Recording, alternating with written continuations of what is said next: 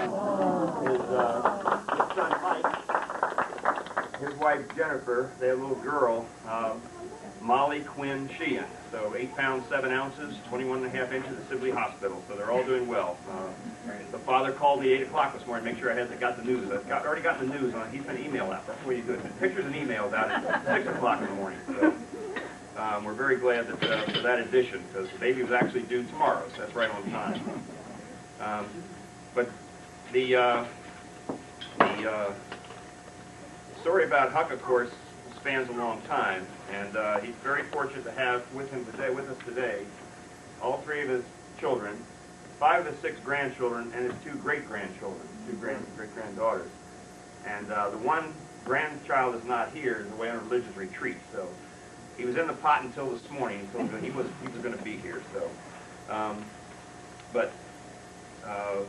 Huck's wife Gloria was very supportive for 55 years they were married, and he has a great legacy, and we're very pleased that we can all join with him. I'd like to join me in a toast now to raise a glass to our patriarch, his 90th birthday.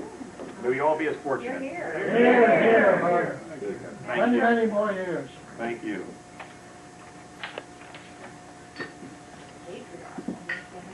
I looked that word up. I looked that word up.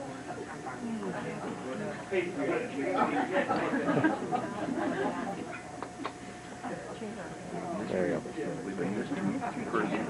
Somebody we have no idea. Bobby had the list all worked out. He did the list dozens of times.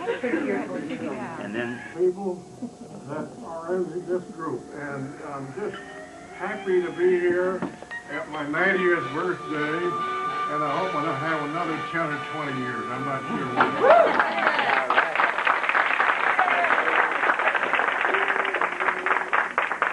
Happy birthday to you.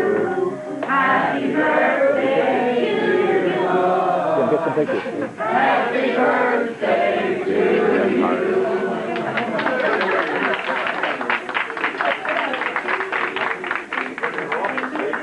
And many more.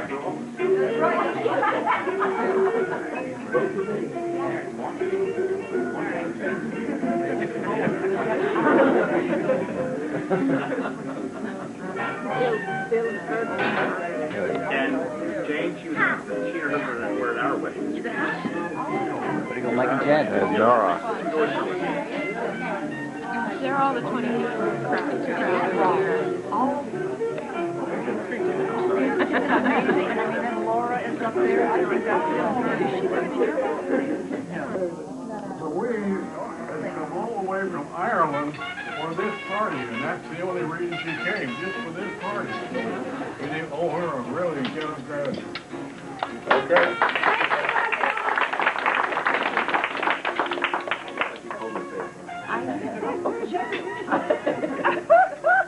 Jim. It's also cold and wet in Ireland at this moment.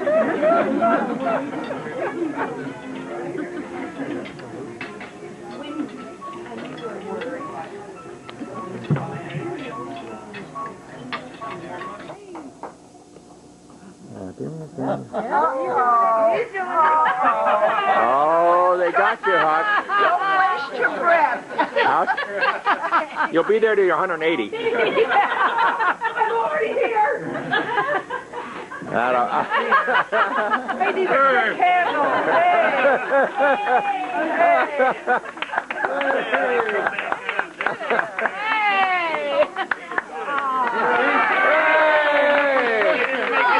Colonel Huckabee. That's great. You're the man. He didn't see that sign, do not extinguish. They don't have to work so hard. They are track candles. We did this to my uncle one time. Yeah. And he said, my God, he said, my lung capacity is less than I thought. Kept going in and out, in and out. And he had never heard of a water tank. Yeah. We got him. Yeah.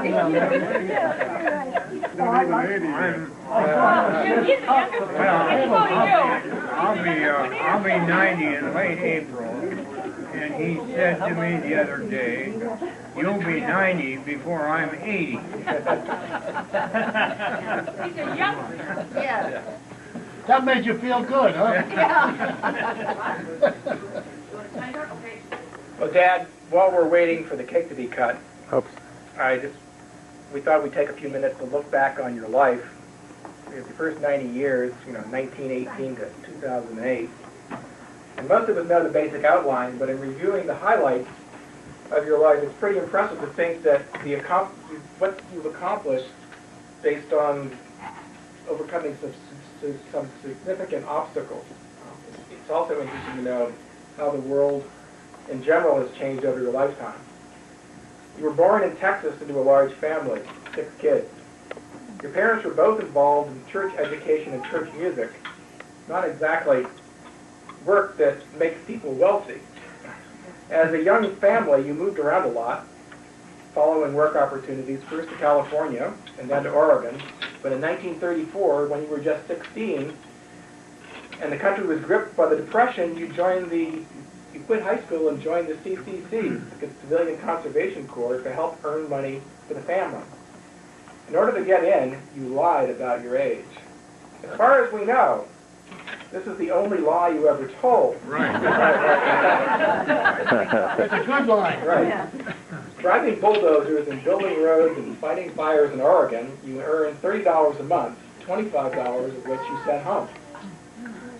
When your family moved across the country to Vermont, you followed and actually found yet another job in Boston.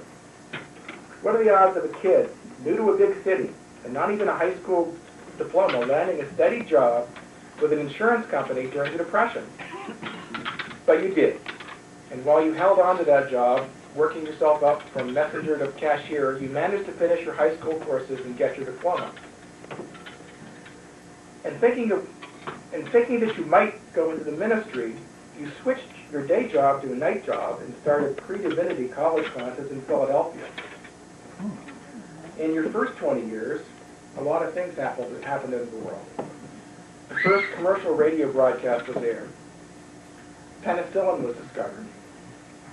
Sliced bread and the car radio were introduced. Television was invented. The first liquid-fueled rocket was launched. Pluto was discovered, and the atom was split. Lindbergh made the first solo flight across the Atlantic.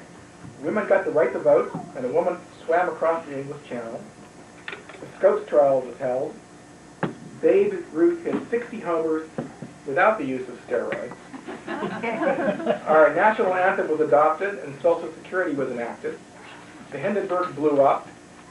Hoover Dam, Golden Gate Bridge, and the Empire State Building were completed. The Harlem Renaissance gave us Duke Ellington and Louis Armstrong, and swing and dance bands became the rage with Benny Goodman, Glenn Miller, and others. Oscar Hammerstein and Jerome Kern produced Showboat, followed a few years later by Cole Porter's Anything Goes and Gershwin's Porgy and Bess. And last but not least, Al Capone was in prison for 22 counts of tax evasion. In 1940, you voluntarily enlisted in the Army. You signed on for a 1-year program. Little did you know that you'd end up serving the entirety of World War II. But before the war started, shortly after being assigned to the Army Fort Devens, Mass., you noticed this good-looking gal in a brand-new black convertible with red leather interior. She was a secretary for the big brass and a popular girl on the fort. We don't know how you did it, but you sweet-talked her into marrying you, no small feat for a lowly enlisted man with nothing more than a high school diploma and designs on entering the ministry, a future life which Mom had no interest in. Your role in World War II is a story in itself. Suffice it to say, you completed Officer Candidate School and began your climb through the ranks while you participated in major campaigns in Africa, France, Belgium, and Germany with your unit, the 2nd Armored Hell on Wheels Division. You earned your first Bronze Star and several citations for meritorious service, as well as the respect of commanders who ultimately would write your recommendations to get into Harvard. When you finally got home in 1945, you met your 3-year-old daughter, Bonnie, for the first time. Not wasting a minute, you entered Harvard the same month. You came home and managed to complete a 4-year program in 2.5 years. This while Gloria was also getting her undergraduate degree, also in record time. And the two of you were somehow managing to be parents. With your BA in government, you went back in the Army and managed to persuade them almost immediately to let you go to law school on their time and their dime. In 1951, you received your law degree from Georgetown University, yet another world-class school, passed the D.C. bar. And meanwhile, you found time to father me in 1949. Thanks. With your BA in government, you went back. Your successful legal career spanned nearly 30 years. The first 4 years, you were in the legal staff of the Army serving in Korea and in Japan. Once again, you had to leave your family behind, and Stephen was born in 1953, while you were in Korea.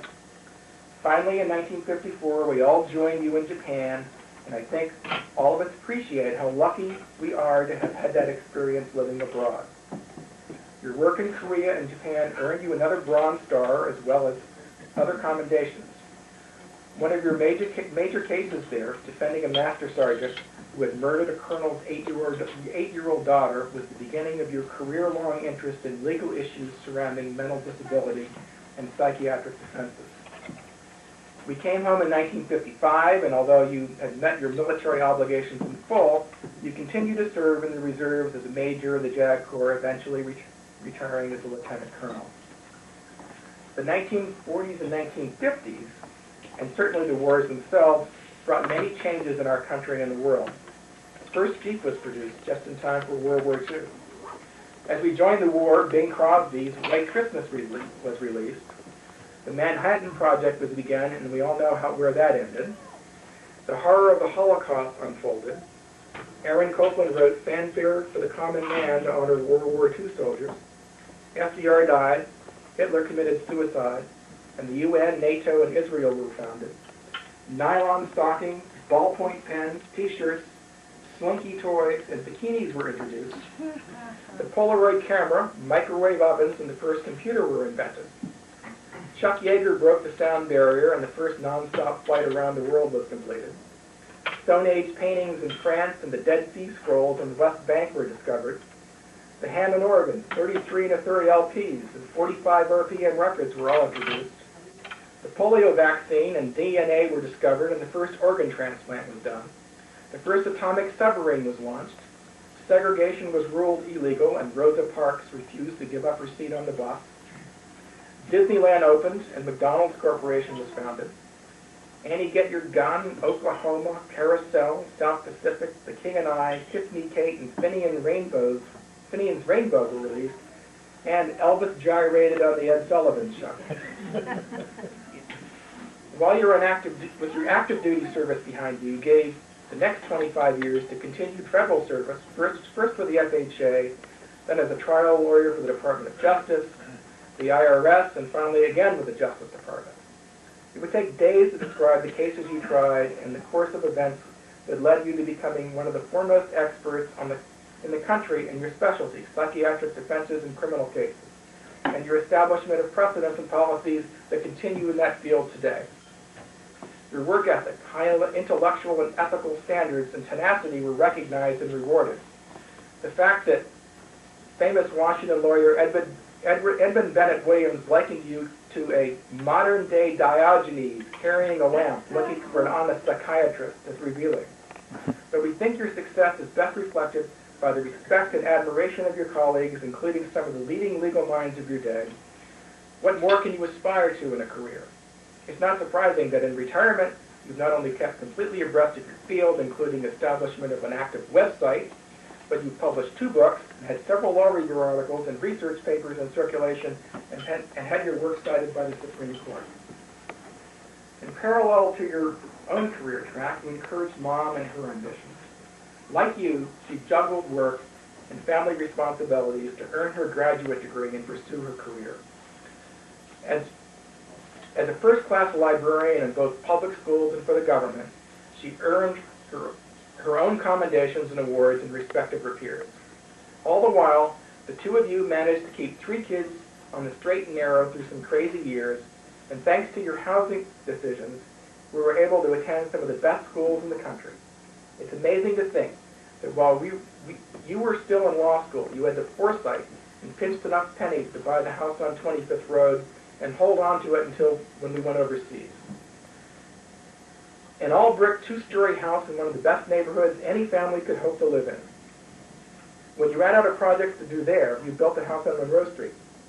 Too bad you couldn't have used your bulldozer experience to